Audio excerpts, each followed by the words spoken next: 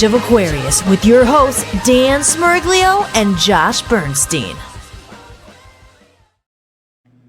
And good evening to everybody. It is 9 p.m. on the eastern coast and the eastern side of America, and 6 p.m.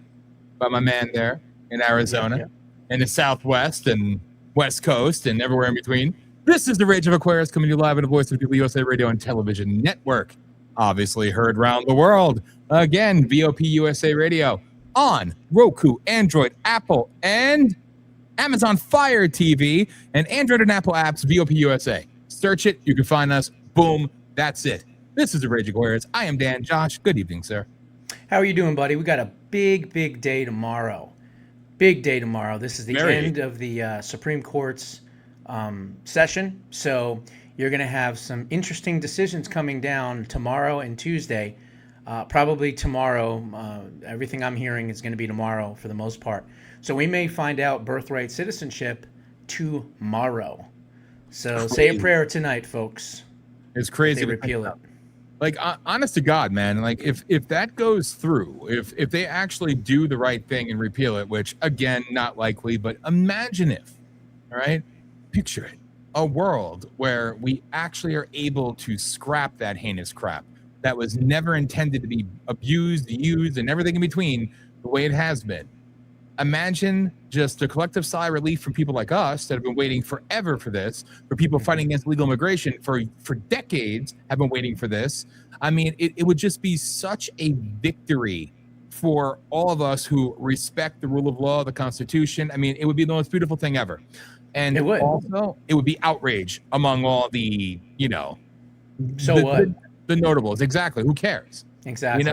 And again, it's going to be based on the decision is going to be based on subject to the jurisdiction thereof, and how they interpret that is how this one will go down. And again, remember, it was for the slaves, for the children of slave owners. That's what it was initially intended for. It was never supposed to be bastardized for anyone that has a baby on our property, on our country, on our soil. It was never supposed to be anything where wet foot, dry foot, once you get here, you're a citizen. I mean, what country in the world allows that? None. There is literally no country in the world where you can go to their country, have a child, and automatically get citizenship. It doesn't exist. But yet, for some reason, we're allowing it here. So let's hope the Supreme Court does the right thing.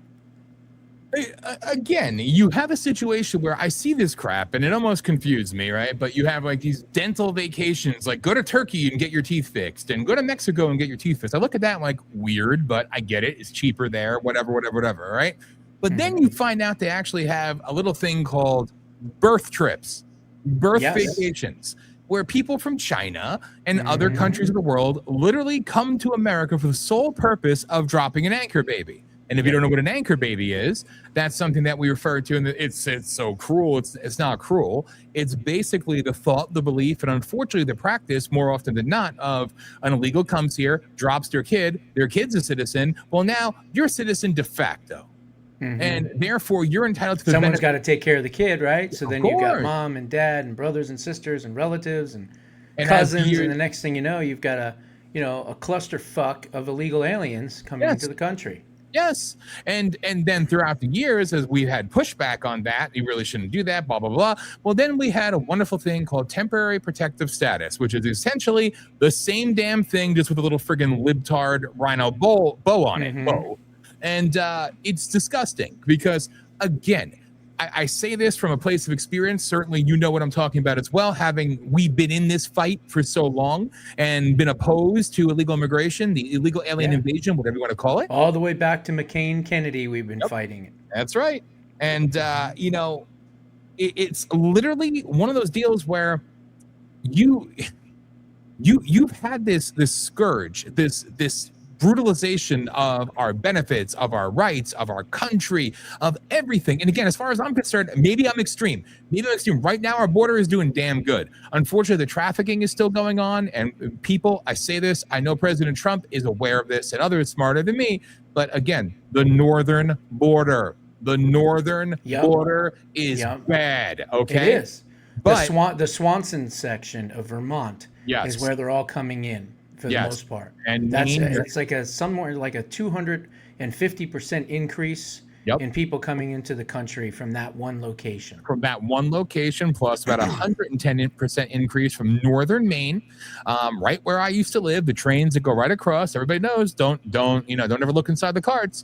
What's going on there? It's like it's an unspoken truth. All right, you have trafficking, you have everything, drugs, human, everything. Northern border. Okay, northern border. I digress. We have had this issue going on forever, and I have always said that as far as I'm concerned, when they cross our border illegally, that is an incursion on our border. Give them one warning. If they don't leave, shoot them. And you know what? That's extreme. That's extreme. No, that's not extreme. It's an incursion on our border, which can be seen as an act of war. I don't care. It's just like when they say, oh, the child separation, you're going to separate families. Well, who cares about the families separated from their loved ones when they're murdered, raped, beaten, slaughtered by illegal aliens? Nobody gives a shit about them. So as far as I'm concerned, I don't care. They cross the border, one warning. If not, shoot them. And then they'll stop coming. It's just like what happened. You look back. It'll be a deterrent, won't it? Yes, it will. Absolutely. And you know what? That was, well, you're being violent. No, I'm being honest. Because again, I use this example a lot. What do you think they would do in other countries? They do the same thing. They would shoot them. In Mexico, some of the toughest immigration laws in the world are in Mexico. Absolutely. Yeah, absolutely. As a matter of fact, in Mexico, if you're found to be an illegal alien, it's a felony. Yep. And it's punishable by, I think the first offense is 1 year in jail, and then you're deported. And then if you come back and you're caught again, it's 10 years. Hard labor. When you come here and you're caught multiple times, what do we give you? Free health care, free education, food stamps, everything else. But you're right on the north border, because a lot of people, when they think of open borders, they automatically think of just the southern border. Yes. But the northern border, and I talked about it in Preserving Liberty, it is a major problem. And if you think about it, it's easier to get in. On the southern border, you have a border fence, right? You've got a border wall, you've got the Rio Grande, you've got natural borders, things like that, right? But also, if you're an illegal alien and you're trying to come into the United States through Mexico, you've got to go not only through Mexico, but you've got to go through all of Central America. You're probably going to get dropped off at, in Venezuela or somewhere, or Colombia probably. And then you're going to pay a coyote to come in and take you on that journey. Now, that journey is filled with drug traffickers, drug cartel members, poisonous snakes, mudslides, dangerous animals. So even if you can get through and trek all the way through, by the time you get to Mexico, then you got to go through all of Mexico. And then if you do it in the summer, you're going to be dead, because the July and June summers in Arizona, you're not going to last, right? So they've gotten smart. They said, well, why would I risk my life and go through the jungles of South America and Central America and traverse all through this crazy stuff and risk my life and getting raped and having my children, trafficked and all this stuff? Why don't I just fly to Canada and walk across? Yep. There's no border wall there. Yep. I'm in America. I'm here. Hello. That's why we need a border wall on the northern side. And again, I could tell you there's places in the St. John Valley, right where I used to live in Maine, right there. There's spots where you could just go right across the border, no big deal.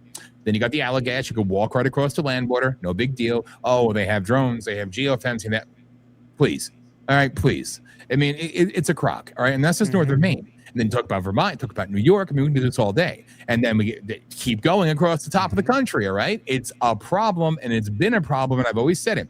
And like you said, people say that the two assumptions they make, and I had to correct I had 30,000 people at a rally, and somebody yelled while I was speaking, we got to kick all those Mexicans out. And everybody was cheering.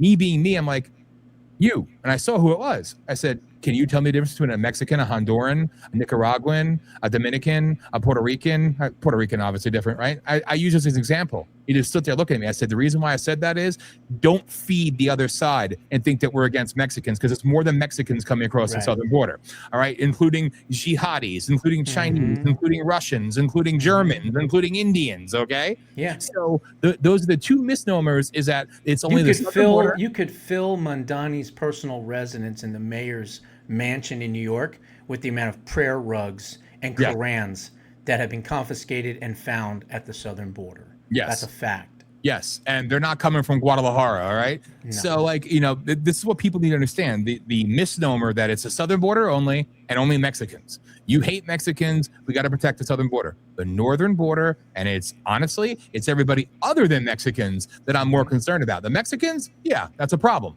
But it's other than. OTMs. Yes. Thank you. I couldn't think of the damn paraphraser. But, like, it's literally, like, it's so much worse than what people realize. And I think, this is a way to and again, it's the people who were most offended by this, the people who were most upset by this, other than us tax-paying Americans, happen to be legal immigrants. Because I know many, and they spoke at my rallies, they attended my rallies, Mexicans, Asians, you name it. They came there because they would come the right way. They would get a visa, they get work. They had to be separated. We'll talk about separation. They had to be separated from the family for 6, 7, sometimes 10 years, right? To bring their family across the legal way. And it's congratulations, here's your citizenship. You take, you raise your hand, you're now an American citizen. Yeah, they did it the right way. Yes.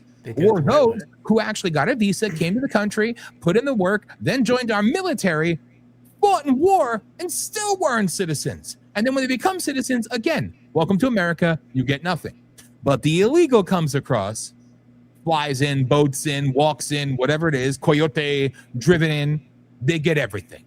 Yeah. They get everything handed to them. We have illegal aliens in this country being treated better every single day than hardworking Americans, than U.S. veterans, and the list goes on and on and on. You have handicapped people, legitimate handicapped people in this country that cannot get the help they need. You have veterans that can't get the help they need because the benefits are drained. The system is drained. Why? Because it's spread too thin. Why is it spread too thin? Because we're putting illegals before U.S. citizens, legitimate U.S. citizens. I've said this, and I'm going to shut up and give it back to you.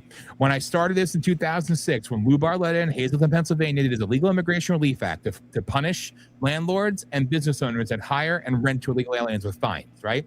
I said, you can go further. I said, what about 287G? You don't need any. Exactly. You could do that. It's per the Constitution.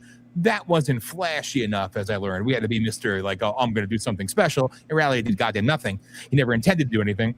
But it's, again, fine them. Why would I fine them? You rent to an illegal, confiscate their damn property, imprison them for harboring, aiding, and abetting. You hire them, harboring, aiding, and abetting, and shut down their damn business. Take it. Take the houses, give them, make them shelters for battered women, for veterans, for whatever. Turn them into something. Oh, you want to seize their property? Yes, it's for a greater good, because these people have knowingly committed crimes, not, oh, it's only a misdemeanor. Fuck that. It should be a felony one. And quite honestly, an incursion is still incursion, and you're still harboring, aiding, and abetting. So as far as I'm concerned, it should be classified differently, and you should punish every single, oh, they do the jobs that Americans won't do. That's a bunch of bullshit. Fuck that. I am so tired. Bullshit, that it one. is. But, the new ICE director, I guess the nominee for ICE, he's actually been talking already about 287G. Yes. And again, I think he's a state trooper, right? Oklahoma state trooper or something. Yes. And so he's the one that's going to replace Lyons. He's going to be excellent because he's MAGA all the way. He understands the threat. He's seen it firsthand.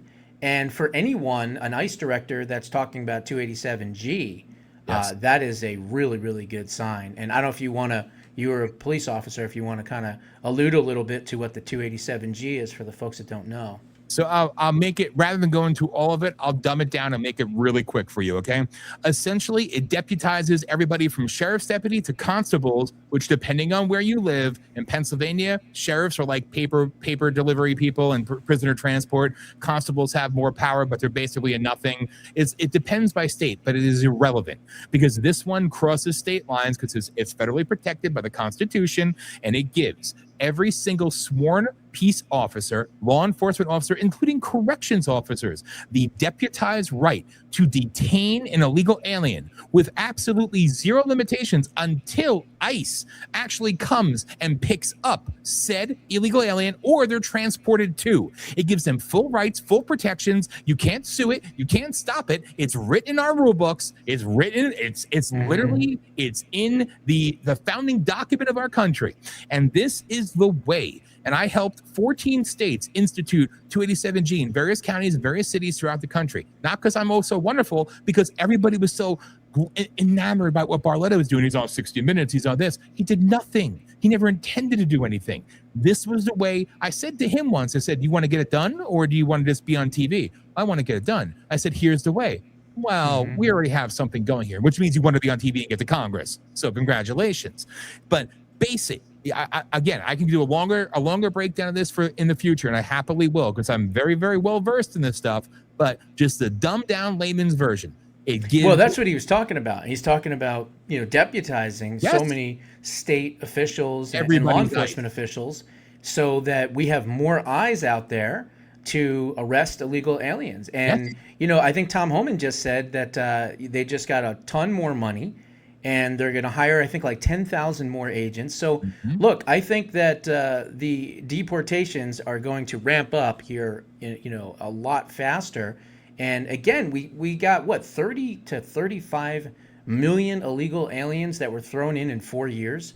I mean, this bullshit about 11 million hiding in the shadows, that was from the 1990s. Okay? By the year 2000, it was like 22 million. By the year 2010, it was like 35 million. And I don't know, by 2020, 2021, 2022, all of that, it's close to 54, 55, maybe 60 million. Exactly. Now, granted, we have taken out, is it like 4 million or something like that? 4.2.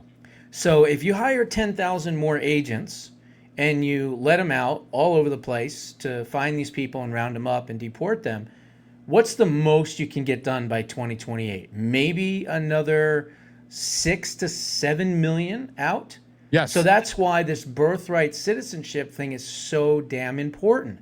Because in some respects, it'll actually help work it almost like a census. It's almost like a free census where we're not going to count in the census illegal aliens, right? Well, if we can do that, we're going to eliminate districts for Democrats because they're not going to be able to count their people, number one. And number two, with birthright citizenship, you're basically almost doing the exact same thing. So when someone comes here, you're now cutting off the carrot that's been dangling in people's faces. Oh, come to America. We'll give you free this. We'll give you free that. Well, guess what? That carrot is rotten and it is gone. It is no longer there anymore.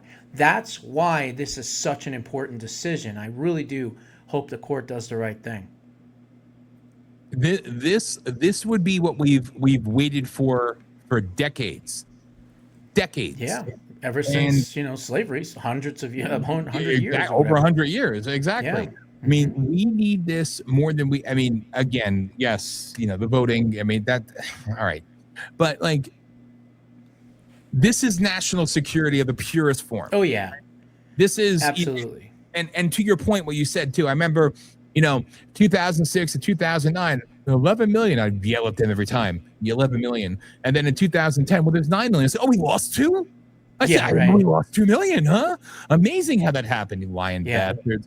I know. Honestly, and now they say that Obama has been cooking the books, right? Trump just came out and said that the immigration numbers that he said that he, quote, deported weren't even close. Nowhere even close, not even half. It was like 70% less than what he actually said.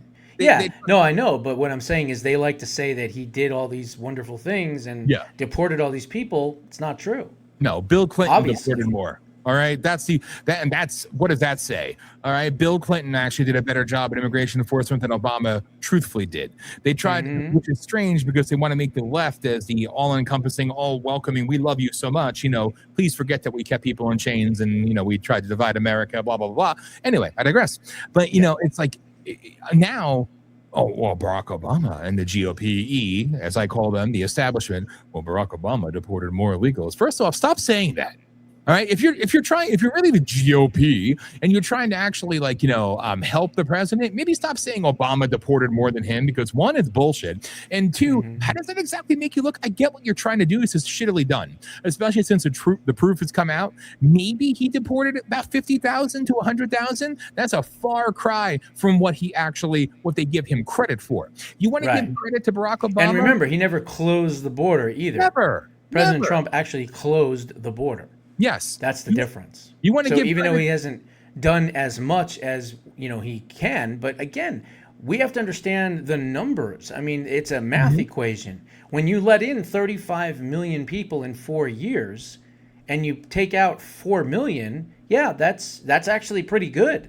Yeah. It should be a hell of a lot more, but you have so much. They inundated us with these illegal aliens. That's why I say all the time, we need a 20-year moratorium on Yes. all Yes. immigration, illegal, Yep. obviously, but even regular immigration. The only immigrants that we should bring here are South Africans, Yeah. and we should hand them a firearm the second they walk on our soil. I agree. We ought to take. I don't know how many there are of the South African farmers that are being slaughtered, and the Christians and things like. It's terrible what's going on, but we should bring in those folks and tell them, hey, see these people here, the ones with the rags on their heads? These are your targets. Hey, dude, listen, I'm all for it. I've always said to, you want to end immigration? We're a nation of immigrants. We're a nation of immigrants. We're a nation. Shut up. Like, again, like we talked about it on Thursday. We talked about it on Tuesday, right? Again, the difference between, and I'm sure it goes back to your family tree as well.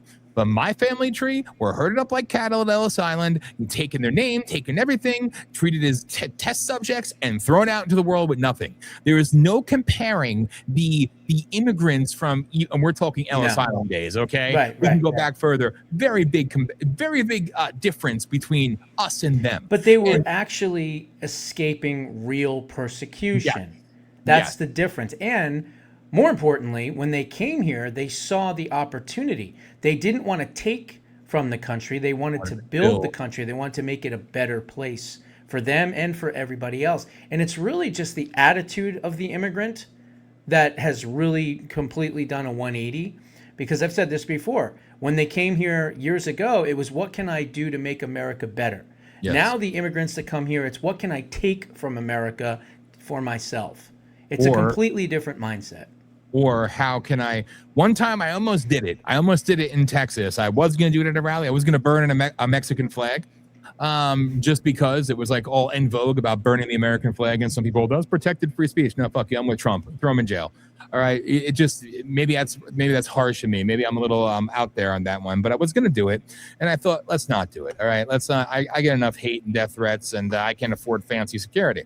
But nevertheless, these people come here, and I go through Hazleton, Pennsylvania, which, again, I haven't been there in a while now, but Hazleton, Pennsylvania, the heartland of it all, where the fight began, the fight began. But nevertheless, what they didn't tell you, Lou Barletta, a champion for the people, within 9 months of him doing his IR, the illegals are leaving. No, they quadrupled.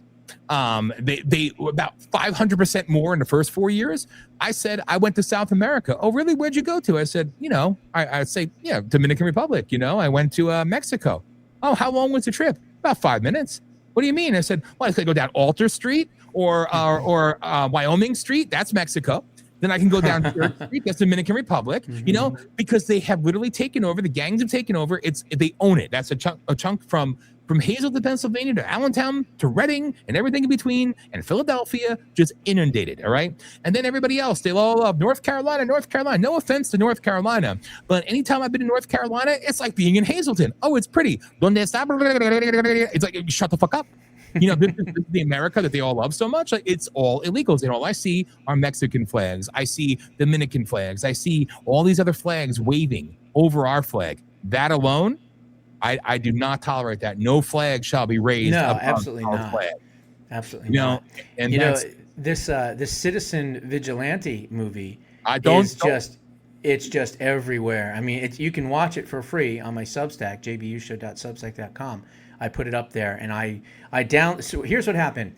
Elon Musk put it up for 48 hours, right? Yes. And when I found out that he put it up for 48 hours, I went and I downloaded it immediately. And so I have a copy of it. And let me tell you, the globalists are freaking out. They are freaking out because what Armie Hammer's character does basically is he goes around and he talks to the victims of illegal alien crimes, and he finds out the people that were let out of jail or given light sentences or no jail sentence at all, and he tracks them down.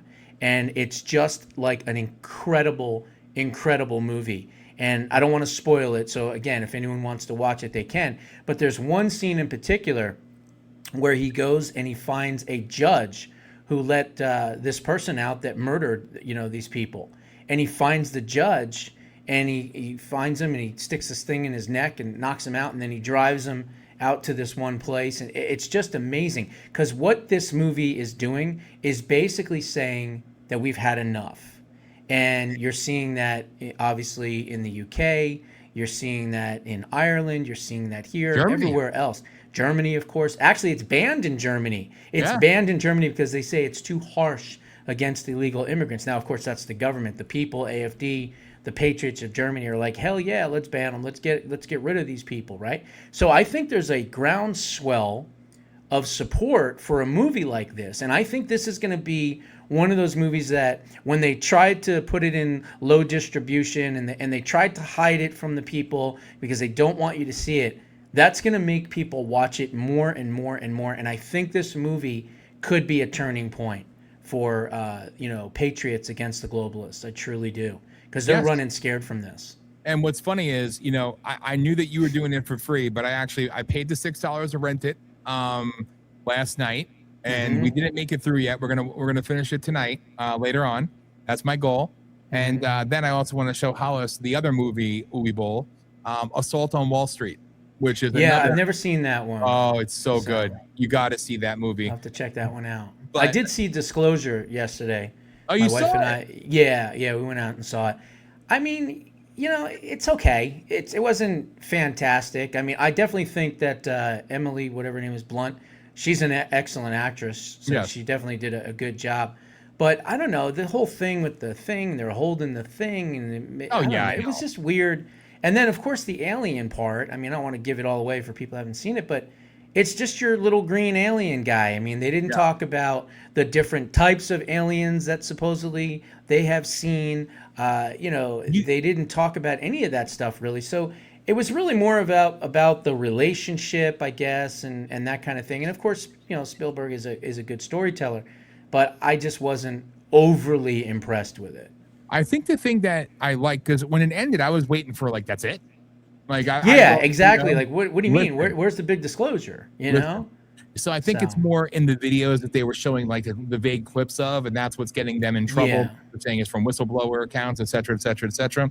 So, like I said, the part of that movie that I liked was because I've seen a lot of people condemning it. If you're a Christian, you can't see this movie. It's denouncing God. No. I maybe you could say this too, because you've seen where she calls up the sister at the whatever it's called, she was going to be a nun. And she's like, no, God is the God of all lives all across the universe. Basically saying that that God is still God, and we're not the only people in the world, which I thought, because that was the criticism that I pushed back on, because I thought it was wrong, because they were trying to purposely scare people from seeing this movie. I you. I thought it was okay. I wanted more. Maybe they're going to do another one. I have no idea. But I don't know. There's another Disclosure movie. I think it might even be called Disclosure, actually. And that's the one that's supposed to be more like a documentary. The director, the director said that he had people that he was interviewing, and then they called him back. Yeah, and said, I don't want my wife and myself and my family to be slaughtered, if I do this interview. So they backed out of it. But that was the one where they talked about the 4 different types of aliens. So I want to actually find that movie and watch that one. You can find that on Amazon. No, I got to tell Alex. Is it on Amazon? Okay. It is. Is it just called Disclosure? I think it is Disclosure, and it's a documentary, and it's all the real life stuff. Yeah, that's the one I want to see. Yeah, they banned the hell out of that. Yeah. But I did, like I said, I did think they did not besmirch God in that movie at all, which I was impressed by. I thought maybe they would, maybe they go down that rabbit hole, so to speak. Yeah. But no, I will give them that. No, there was no trans shit in it either. So no, it was actually not a woke movie at all. Right. So yeah, exactly. it was surprising. And then, going back to Citizen Vigilante again, I paid the money because I actually want to support it. Yeah, I'm actually going to find it in the theaters out here somewhere. And go spend the money and get everything for the director, for the actors, everything else. Because that actor, I think, was also blacklisted as well. So always want to fight for the underdog. That's amazing. And it was funny seeing. I happen to know that Uwe Boll. I think I'm saying his name right. I think I don't know.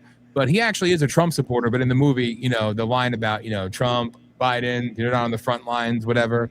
Understand the but it was more like tongue in cheek. Yes, it's the theatrical part of it. It's the message.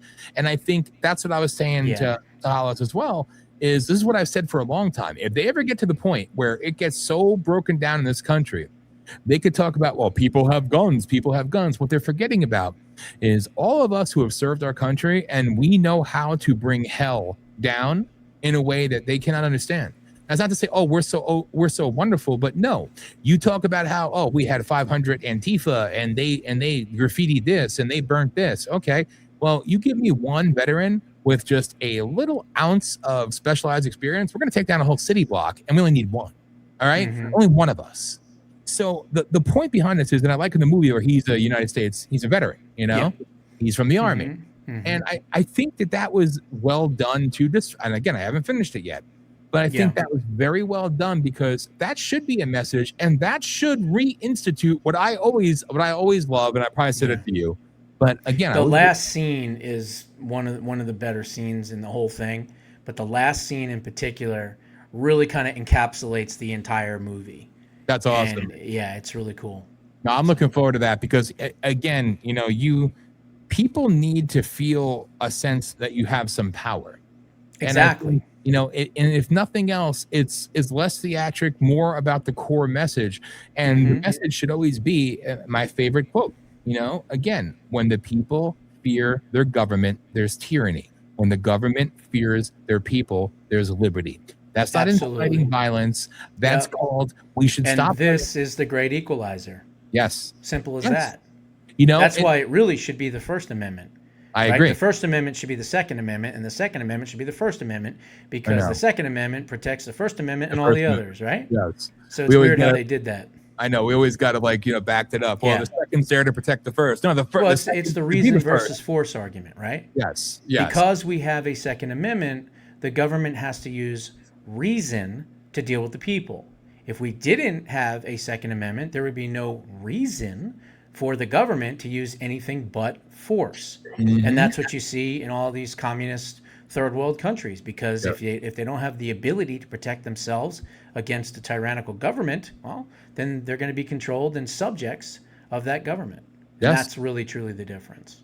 And again, you notice the pivot and the switch, if you will, from President Trump and his very poignant tweet he put out the other day about he's been waiting for this battle with the communists. Yeah, I did see that. And I actually went and I put on X, I said, okay, Mr. President, if you're serious about that, then take my advice that I gave you over a year ago and designate the DSA as a terrorist organization, and you'll take care of communism pretty quick in this country. So let's see if he does it. I don't know. I mean, he's talking about, taking over the DC because the communists, won and this and that. But the interesting thing is that finally, even the left, even the Democrats are now understanding, oh boy, we have a problem here, right? Yeah. So you may have a lot of Democrats that are going to start voting for Republicans because that wing of their party is so absolutely batshit crazy insane. And even people like Bill Maher is like, my vote is open. And he hates Trump and he votes Democrats, all the time. So they've put themselves in this position. Now, again, we cannot allow them to win office. We can't. I mean, Mandani has already destroyed New York. Just imagine if, God forbid, these people that have won their primaries actually become members of Congress and mayors and legislators and things like that. We're going to be in big, big trouble. So, folks, you got to understand that the DSA is the number one existential threat to the United States of America. And the reason is because it's right here. It's internal. So after he takes out the devils in Iran, President Trump needs to take out the devils inside his own country. Yep. And I think that's where, yet again, single-handedly, one man is shifting the narrative back. So, yes, we want him to do what you said. But I think, hey, it's telling that at least he's now addressing it. So let's see, and I think like we've always said, we can get to him. And I think these are things that he knows anyway, but he has a certain timetable and a certain way he's doing things. But single-handedly now, he is shifting the narrative for the midterms and all your little state GOPs, which I think I agree with you, Biker in the chat. Like the state GOPs, I think, are absolute dog shit. No, unfortunately, not. They're all not bad, but overall, another waste of money. But now they're shifting all the language to communists are looking to seize control of your cities. Communists have already come into your small towns, come into your schools. He's led the narrative switch, which I think that's the narrative that will stick. And that's what we need more of, because again, these people are seizing power in their own way and nobody's paying attention to it. So now he's putting a great big light on it, which is exactly what you need. So now people are more concerned with the president still continuing the Q posting, to continue the discussions about communism. It's like, oh, by the way, I'm going to absolutely level Iran. There's not going to be anything left of the government. They're never going to learn. So I'm going to force them to, okay, people aren't even talking about it anymore. Brilliant. And honestly, again, keep going. I'm with you. And again, I've always said it's not going to go the way anybody thinks it's going to go.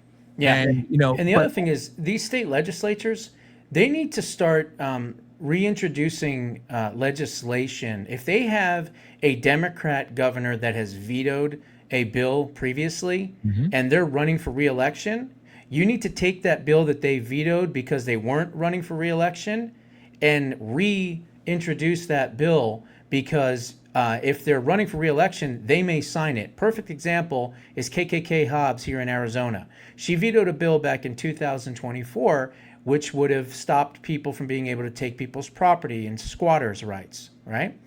And so she vetoed it in 2024. But now Wendy Rogers put her bill back up, and guess what?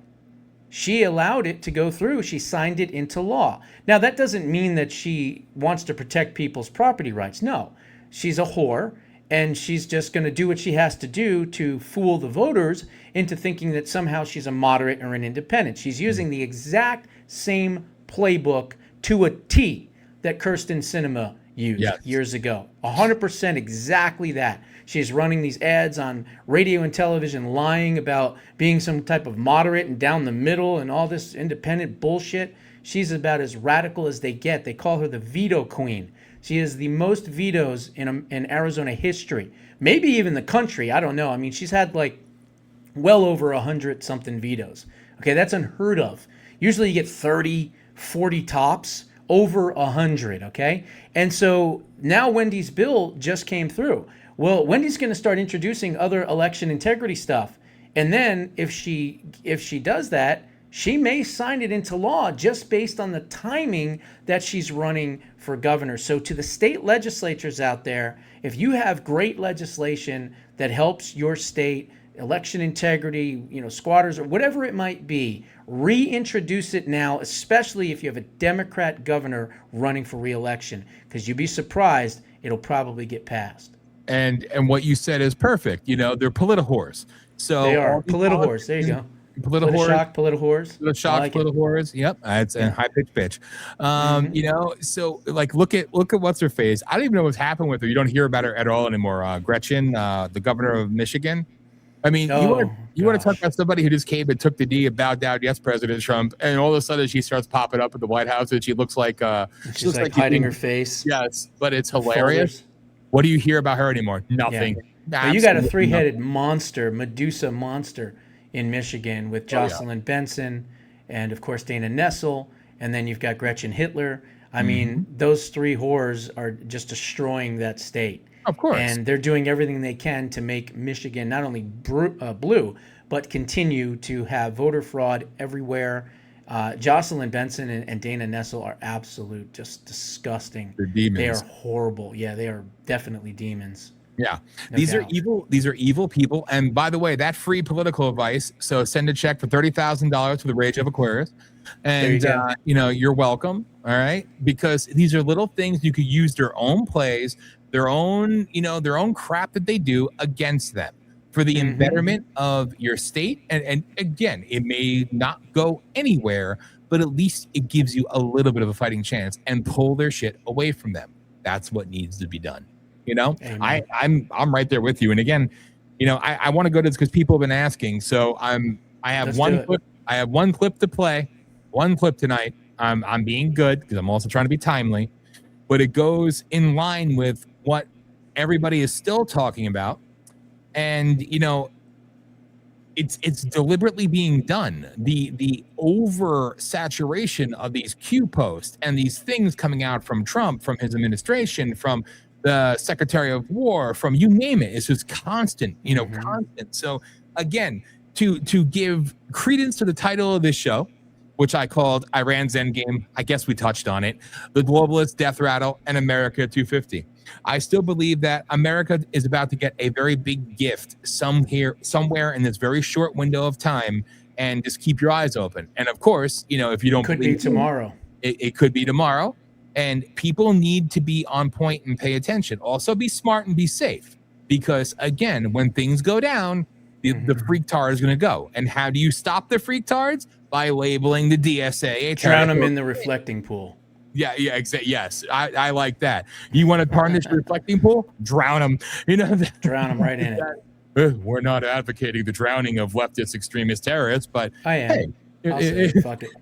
Right? If they happen to fall, you help them out by holding their head in the water. It's okay, because these are evil scum. But again, pay attention to what's about to go down, because there's a lot of things coming, and it all goes back to many, many, many things. But what's relevant is what you spoke about years ago. I don't want to. Where'd that go? Have stolen our. There it is. Why is it like? I like how it's got my old opening. Yes. Now I want to go back. There it is. All right. So you want me to keep us on the screen while I play it? Yeah, that's fine. Yeah. Okay. So here we go. This is called GDELT. GDELT. Just remember that word, or whatever. All right. So where do I play this? Where is it? There it is. Here we go. Leftist radicals have stolen our election. Big tech tyrants have censored our voices. And the CCP unleashed a virus to take over America and the world. But 80 million plus Americans won't back down. We won't relent, and we won't comply. Welcome to the Counterintelligence Center of America's Second Revolution. Here's your Director of Intel, America's favorite bald badass, Josh Bernstein. Still bald. Welcome back to the program. This segment is something that you would see maybe in a science fiction movie, Minority Report, hell, I don't know, something in The Matrix. I mean, it is out there, okay? And I actually found it by accident.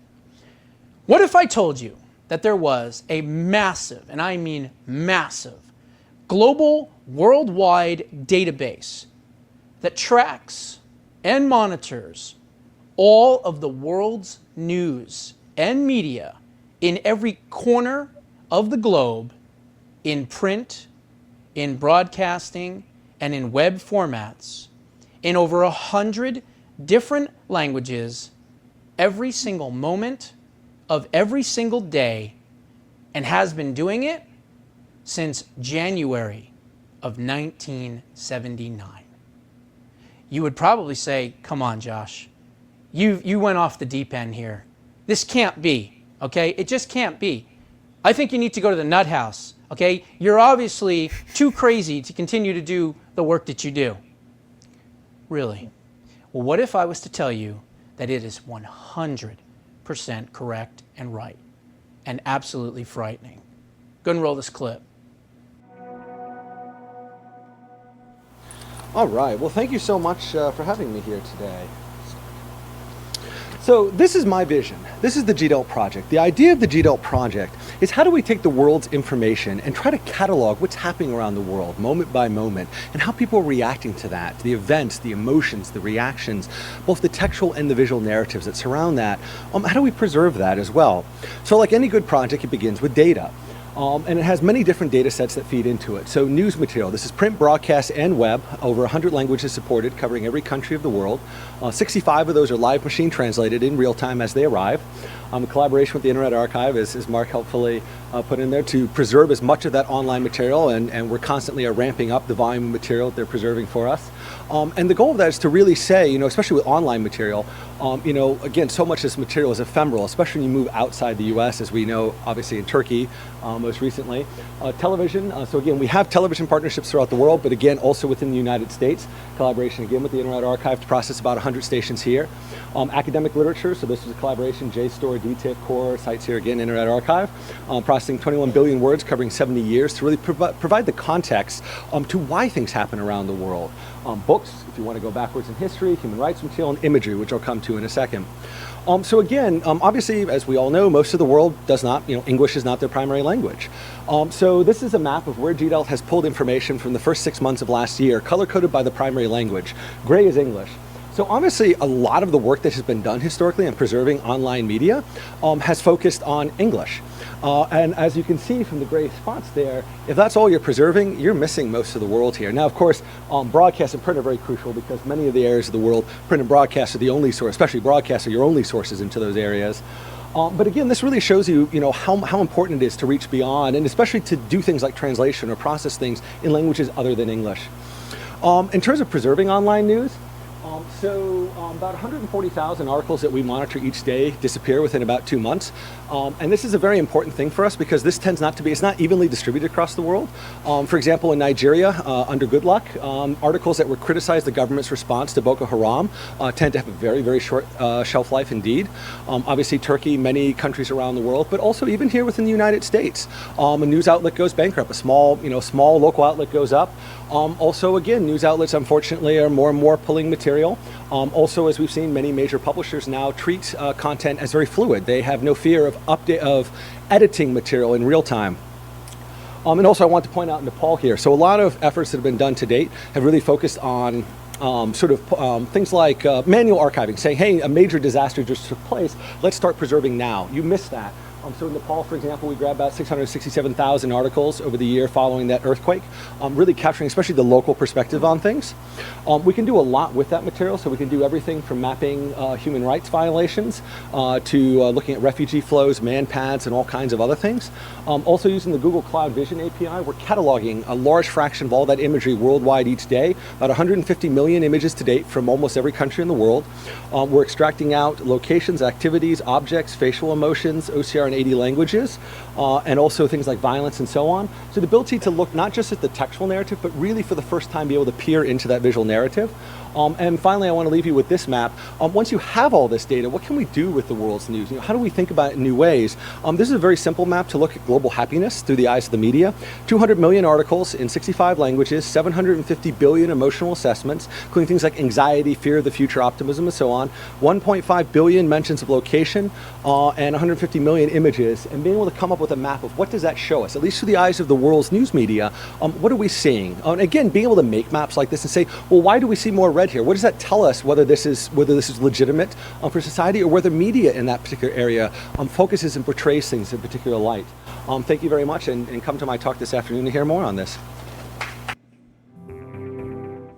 Now, first off, I stumbled upon this information when I was putting together the information for Project Jigsaw, which you may remember from a couple of days ago when I was talking about how they were going to be censoring, and they were going to be censoring the comment sections, and how certain comments are actually removed while you're actually writing them. I think the headline may have been, hey, what happened to my comment? That one, okay? Well, that's what Project Jigsaw is all about, okay? So again, as I was researching that, I stumbled across Project GDELT, I think is how you pronounce it, okay? And I was so fascinated by what I was reading that it takes a lot for me to get shocked, but even I was shocked, and I knew that it was something I had to report on immediately. You see, that's the difference between conservative news echo chambers out there and what I do, okay? I make sure and give you things you're not going to get anywhere else, and good luck trying, okay? Now, I know that the video and the founder of the GDELT program, Dr. Kalev Litaro, is from 2016. But the reality is even though it was from 2016, think about how much more advanced the program likely is in 2021, which is even more intrusive and more scary. Now, in some respects, this is the guy, in my opinion, and many others, who created internet surveillance, okay, and their capabilities. You know, they always say that Bill Gates was, the founder of the internet and everything else. I'm telling you, I think this guy was probably one of the infancy members, if you will, of the World Wide Web, okay? Now, one of the reasons I say that is this is the guy who created the GDELT program. Now, you want to know some credentials on this guy? Here they are. One of foreign policy's top 100 global thinkers, developer of the Google Cloud Platform. This guy is the one that developed the Google Cloud Platform. Media fellow at Real Clear Foundation, a senior fellow at George Washington University Centers for Cybersecurity. He's worked for the Department of Homeland Security and the Counterintelligence Task Force Agency. He's a member of the World Economic Forum's Global Agenda Council. That's not good. And then he's rated one of the top 3 coding experts in the entire world. Okay? This guy founded his first company in computers in middle school. Okay? He was just like one of those, brainy nerd, whatever you want to call him, that. Oops. What happened? I don't know. What happened to it? It's But- still showing. Other than Oh, to there it say, No, look at that. I honestly don't know how to wrap up this segment other than to say, when it comes to online data, there is no such thing as a delete button. Dr. Caleb Lataro is living proof of that. Those are my thoughts. What are yours? Put them down in the comments below. We'll be right back. Hey, Josh Bernstein here, America's. That's just an ad. But yeah, I mean, and if that was it 2021 is when I did that? Yeah, that was 2021. If that was 2021, so we're talking, what, 5.5 years ago or whatever it was? So now we have artificial intelligence. We have ChatGPT. We have Google Analytics. We have all these different things, right? And it's advancing, advancing, and advancing. So again, if the original was 2016, right? And then that was 2021. Here we are in 2026. What do you think this project is like now? It's probably not billions. It's probably zillions or trillions and zillions of documents. So when I say that the Matrix is real and that we're living in it, clearly I just gave you the reasons why I say that. And again, 2016 is when that little wormy fuck went public. He should be hanging from a noose at the White House. Just Yes. They should Vlad the Impaler his ass, all right? Yes. And keep him up there. Let him rot. Because that's when they went public, all right?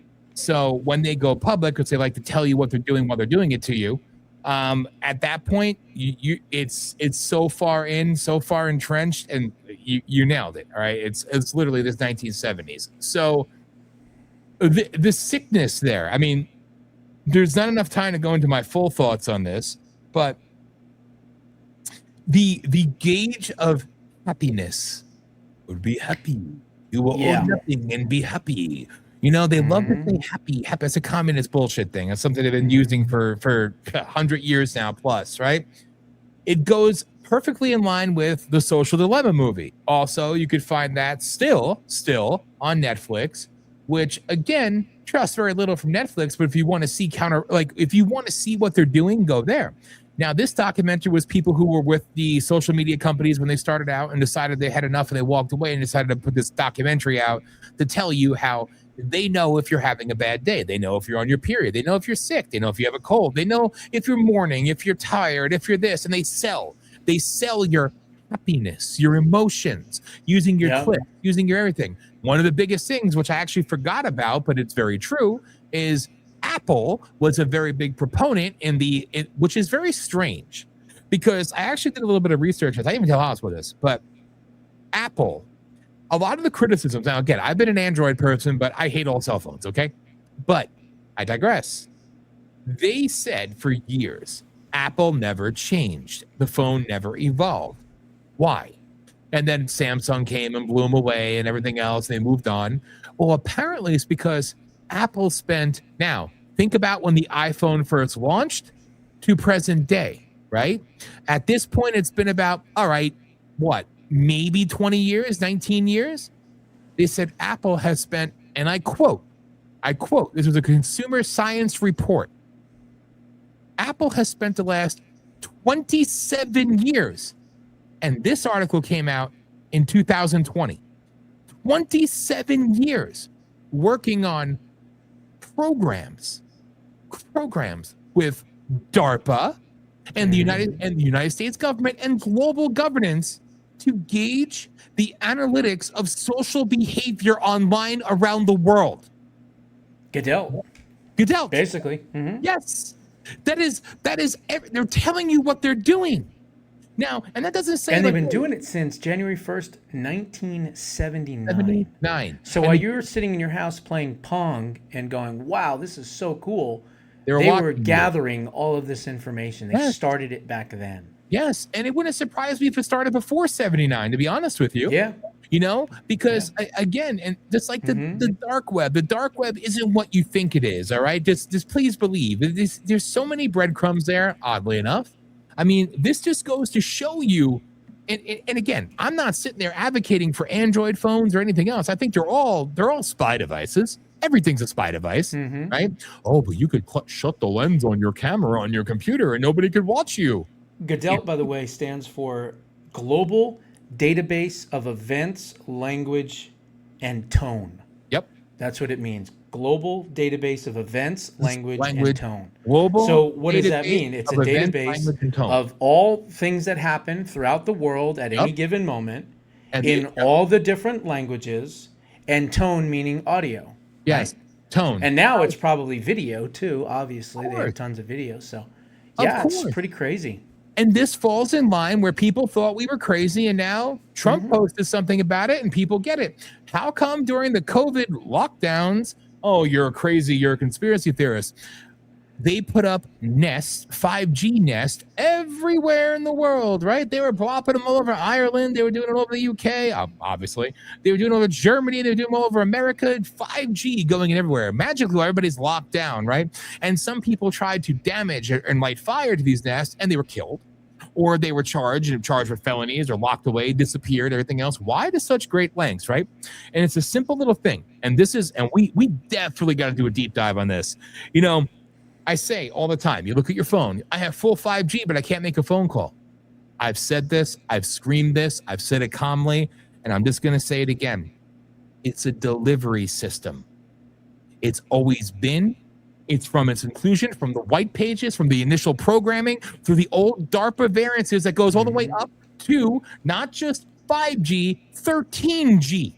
And now they're getting ready to roll out 6G. 13G is the initial call from DARPA from 2003. 16G. Damn. And we're at 5. And again, it's a delivery system. It's not going to give you your wonderful. It's people need to understand this isn't this. This bridges the gap from conspiratorial to this is their own language. You know, at one point I did read the white papers, the DARPA transcripts they're called. I read them on Politishock, and I said, "Sue me, go ahead." Nobody sued. Why would they? Because they're real. Exactly. Oh, you're good. You speak of phones, and there they go. Yeah, right. See? Well, I had the hour set. Oh, but no, you're absolutely right. I mean, that this is why this is important. This is why we have to show these things, because most people would just be like, oh, that sounds a little crazy, sounds a little weird, sounds a little conspiratorial. But then when you see video of them going, no, this is the Get Out Project, and we've been doing this since 1979, and we've captured every little... So it's like, you know, we live in the Matrix. Yes. That's what this is. Every single day, we live inside this computer, you know, dominant, I don't know, society where we're just, you know, little pawns and progs in in the little database. That's Yep. really what it is. And they called it what it is, a database. Yep. So we live in the database. So the Matrix movie wasn't that far off. Minority Report isn't really that far off. No. Especially if, God forbid, they try to chip us all, which I'm not going to allow happen. But there's going to be people that are going to be chipped. And remember, they're going to say, well, it's not mandatory, but hey, if you want to drive your car and get food at the grocery store and get gas at the gas station, well, then you'll just need that chip, right? That's how they say it's not mandatory, but of course it would be mandatory. Just So like, this is what they want for us. yes. This is what they want for us. Digital slaves. Digital slaves, cattle. And again, COVID was the perfect design. Everybody stand in line, stand in the footsteps, follow the footsteps while you go up and down the store, and people did it. Now, me, I was an abrasive prick, and I got in trouble. I got thrown out of so many places. Never wore the mask, never followed the rules because it was so obvious what they were doing. And people pushed back, but unfortunately, too many complied. I got the shot because I had to. You were never forced to, but your job, I had 2 jobs at the time. The one job I worked remote, and they said, well, you cover Prosegur security. Fuck you. All right. They said to me, like, well, even though you're in charge of security for, airports and I'm doing something different, a coordinator, right?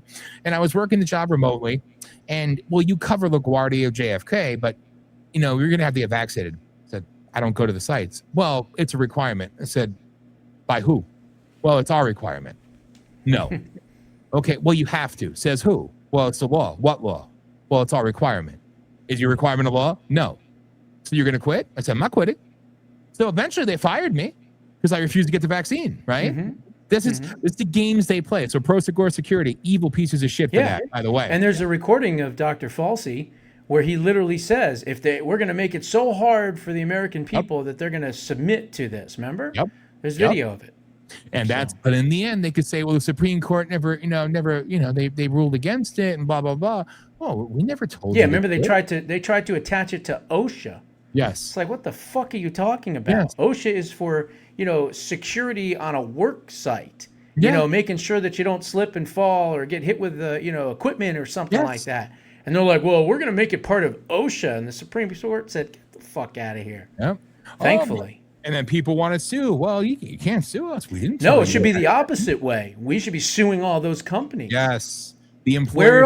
Where are all the ambulance chasers? Exactly. Why aren't they It's making billions of dollars? Because they're vaccinated. They're dumbed down. They're dead freaking already, puppets probably. now. Probably dead, yes. And it's sickening. And that's why, that felt good. People should call these companies out. So Prosegur Security, you deserve to be called out for what you did, and people lost their job. And it's oddly enough, the weed company that was uber liberal that I worked for, they said, no, we're not pushing mandatory vaccinations. Like, yeah. Go figure, right? But no, they'll just kill you another way. exactly. Smoke the poison. Anyway, but it's like, it's crazy, dude. It's crazy. And this is what I mean. Like, people, they were too compliant. So yeah. And that's the scary part, because God forbid in the future, if they try this again, this was the test run. Can we make the entire world change their entire behavior and submit to what we want them to do within 90 days? And they did. Check. Yep. With ease. Oh, with but ease. People were in the streets. Yeah, thousands in certain places were in the streets, or hundreds. And God bless them. Yeah. God bless them all. But millions, tens of millions, billions worldwide complied. And that's all they cared about. It was a game of compliance to see what they could do and how they can manipulate and how they can control. And again, I said this before, and I'll never forget, I had the green light. I was able to green light. I had the pass that I'm allowed to travel after, get this, curfew in Northeast Pennsylvania. And the National Guard was on the streets making sure people weren't out. But I had remember Tim Walz? He had the Gestapo out there yelling and screaming at people and chasing them into their homes like a psycho. Literally.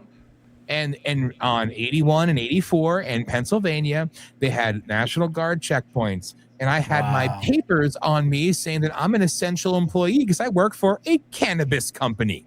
So I was allowed. But I thought to myself, but you couldn't go to church.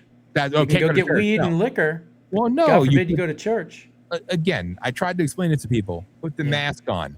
Free speech. It's symbolic. Separate people. Right to assemble. Can't go to church. Freedom of religion. Do you see what they took from you? And they never give it back. Okay? Yeah, you may think they prove they could take it from you just like that. because we continue to let about 1,000 people dictate our lives and control. And I've said this before, and I apologize for the profanity. I don't know any other real way to say it, but it's true. They control when you eat, when you shit, when you sleep, when you fuck, when you date, when you go shopping, everything. This is what they controlled. It was a game of compliance, and they did it. 15 days to slow the spread. It was 13 days. Our country, our freedom fell. Okay? Yep. It fell. And Jefferson warned us about it. Yes. Right? A government large enough to give you everything is also large enough to take everything away. Amen. And that's why Jefferson is one of my all-time favorites after Trump. And it's so telling. It's so telling, and people need to remember and learn from this. And that's why, I hope I want to see Fauci strung up and hung up. Oh well, he has a pardon. Well, negate those pardons. If not, get him for the AIDS shit. Get him for. There's a million things you can get him. Oh God, there's so many things. Right? So many things. Gain of function alone. Run death is near alone would put him away. Yes. Right. Yes. Remdesivir. They call it run death is near. Yeah. Yes. That alone would put him away for jail. Yep. I'm telling you, man, and people need to be cognizant of this because this is what's on the line. Because believe me, Agenda 2030 didn't go away, but they're pissed. They're quite pissed that Trump got back in. That was not supposed to happen. So they still have an agenda. Never forget 133913. 13,000 for an admittance for COVID, 39,000 kickback if they end up on a respirator, and if they die with COVID or from COVID, you get another 13,000. That's right. It was an incentivized $65,000 round trip to kill your ass in hospitals. You got paid to be killed. And that's what I said. My mother is on freaking life support in a coma, and then all of a sudden, magically, she has COVID. So we're going to... it was a motorcycle crash. COVID. Yep, COVID. Yeah, airplane crash. COVID. JFK, COVID. Lincoln, COVID. All that. Yep, all that money. That's how that is literally how you launder and clean money in front of the entire world, and nobody decides to go down that rabbit hole. Nobody decides to go down that. I did all of that back then on my show. I covered every single thing. I saved so many hundreds of thousands of lives that I can't even count, and I won't be able to count because I don't know. But every single day it was like, don't take the jab, don't take the shots, use ivermectin, use hydroxychloroquine, do anything other than the shots, quit your job, do something else. It's not worth it. I mean, every single day, that's all I did was to just tell people constantly. And you should see, even today, I mean, so many people have said, I've been with you for 10, 15 years. You saved my life. I had this job and they wanted me to get vaccinated. I said, no, I'm not going to do it. And, my uncle died, my aunt died, my friend died. It's like, it's just amazing. And, the people that were making the shots literally said, there's video of it, that we were flying the airplane as we were building it, which is a reference to we didn't know what the fuck we were doing. Exactly. And they get away with it. Again, Nuremberg 2.0. Yep. We need it. We need it bad. All right. So, yeah. All right. I know we're over. I said I'm going to be on time tonight, and I'm freaking over. But this was great. Whatever. This was great. And in Thursday, we should deep dive a little bit more of this shit. And we'll talk about other things, too. And or everything else. Who knows what'll be going on by then, right? I know. That's the thing about what we do. The news is constantly changing. Constant. Every day there's something new. It's crazy. And this is probably the craziest time right now. Yeah. This is something special. Pretty nuts. All right. So this week, people pay attention because it's gonna tomorrow and Tuesday. Really. Tomorrow and Tuesday. But you're gonna wake up tomorrow and you're gonna hear from the Supreme Court on a litany of different decisions, whether they're good, bad, and different, and then they're gonna skedaddle out of town. You won't see them, hear from them from October, I think. I think it's October. They come back. Yeah. It's gonna be interesting as hell, man. Yep. All right, there it is. All right. JBUshow.substack.com, preserving liberty. Everything we were talking about, all this stuff that's been going on, COVID and all the globalist craziness and everything, boom, right in the book. So check it out. Preserving Liberty, Bold and Brave Solutions to Save America and Create Permanent Freedom. Find it on Amazon. That's the best spot, but you can get it at Barnes & Nobles. You can get it at Target, Walmart, all over the place. Or if you want a free digital copy, just become a paid member at jbushow.substack.com. And one other thing, the Rage Exchange on Etsy So you can get all the newest, coolest T-shirts that you will not find, guaranteed, anywhere else. Amen. And all links are in the description. There you go. There you go. I feel like I got to say that over and over again. So a little bit of programming note here. Obviously, Holistics is live tomorrow at 7 p.m. Eastern time. Hollis doing a new show with everybody. But at 10 o'clock tomorrow night, I'm going to get back on a more scheduled pattern. You could catch the Rage of Aquarius replay 10 o'clock Eastern time tomorrow night. So check it out. Just like our replay of on Tuesday's show on Wednesday, they actually got higher views than our impromptu show on Tuesday.